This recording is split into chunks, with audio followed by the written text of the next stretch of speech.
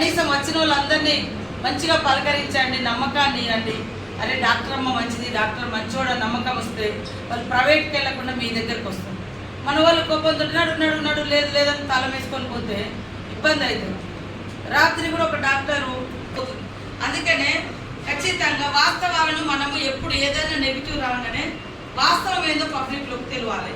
అది మీకు కూడా మీ స్టేటస్ కానీ మీ ప్రొఫెషన్ కానీ మీరు మళ్ళీ హాస్పిటల్లో ఉండొచ్చు.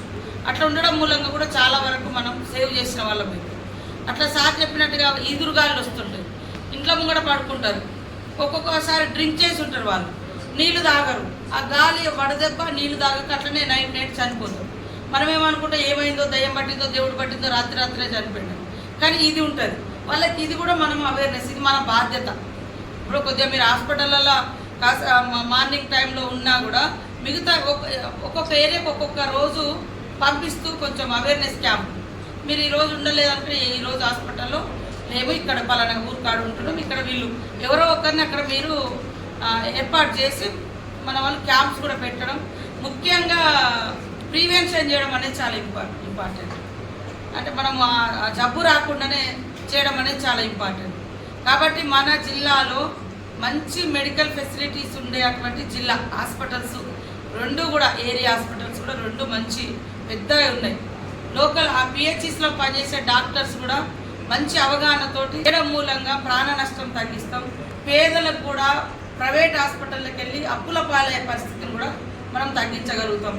కాబట్టి డిఎంఎండ్హెచ్ఓ గారు మీరు హెచ్ఓడిగా ఉన్నారు కాబట్టి రెగ్యులర్గా మీరు కూడా మానిటరింగ్ చేయాలి, మీరు కూడా మీటింగ్స్ పెట్టుకోవాలి, అవసరమైతే వీడియో కాన్ఫరెన్స్. ఇప్పుడు మేమున్నాము, రోజు అందరినీ పిలుచుకొని హైదరాబాద్లో మీటింగ్ పెట్టాలంటే పెట్టలే, వర్షం వస్తే ఏం చేయాలి, తర్వాత డాక్టర్స్ అందుబాటులో ఉంటున్నారో లేదు, ఒకవేళ వెళ్తే ఖచ్చితంగా లీవ్ పెట్టి ఆల్టర్నేట్ అక్కడ ఏమైనా అరేంజ్ చేసి అట్లా వెళ్ళేటట్టుగా మీరు చూసుకోండి.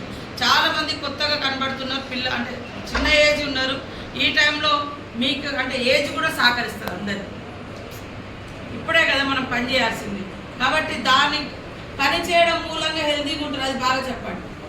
మేమైతే రోజు పని చేస్తే టైం దొరుకుతుంది కాబట్టి విలేజ్లలో కూడా క్యాంప్స్ కూర్చోండి, క్యాంప్స్ పెట్టి మీరు కొద్దిగా అవేర్నెస్ ఇచ్చి ఎండాకాలంలో ఎలాంటి జబ్బులు వస్తాయి, వర్షాకాలంలో ఎలాంటి జబ్బులు వస్తాయి, చలికాలంలో ఎలాంటి పరిస్థితి ఉంటుంది అనేది ఒక పావు గంటలో మీరు అన్ని ఎక్స్ప్లెయిన్ చేయొచ్చు. 10 నిమిషాలు లేదా 5 నిమిషాలు ఏ సీజన్ ఏమొస్తుంది మీరు జాగ్రత్తలు తీసుకోండి. వచ్చిన వాళ్ళని మాత్రం ప్రతి ఒక్కరిని కూర్చోబెట్టి, మీరు కాకుండా మీ ఆశా వర్కర్లు ఏఎన్ఎంలు కూర్చోబెట్టి వాళ్ళకి ఏం జబ్బు ఉంది ఏంది అని మీరు చూసేటి మీరు చూస్తారు, వాళ్ళు చూసేటి వాళ్ళు. కానీ అంతిమంగా వాళ్ళకి మాత్రం ఆన్సరేబుల్గా మనం ఉండాలి, అది మన జవాబుదారితనం.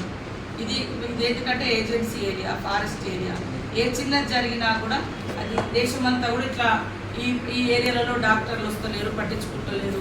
అందులో నేను ఒక మినిస్టర్గా ఇక్కడ ఉన్నాం. వచ్చిన ప్రతి పేషెంట్ను వీళ్ళు ట్రీట్ చేస్తారు.